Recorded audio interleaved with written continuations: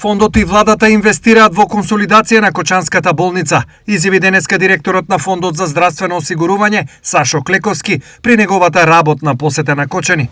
Фондот и владата интензивно помагаат Кочанската болница да се консолидира. Одобривме зголемување на буџетот на Општата болница Кочани, делумно и за да се справи со наследени финансиски проблеми од претходниот период.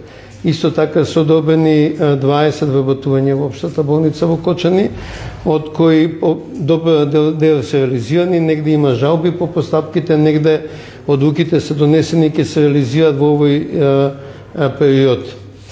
И одобривме, и тоа не е од кои само за повредените, туку за сите граѓани на Кочани, набавка на дигитален рентген кој ќе биде спроведен доста брзо. Во овој контекст, директорката на болницата Катерина Панич најави набавка и на дигитален рентген апарат. На општествено одговорни компании да се направи прв пат во болницата, значи централен довод за кислород со вакуум и компресорска станица, која што ќе биде комплет, значи во интензивните, полуинтензивните неги, итната медицинска помош, хируршките сали ќе бидат покриени со довод на кислород.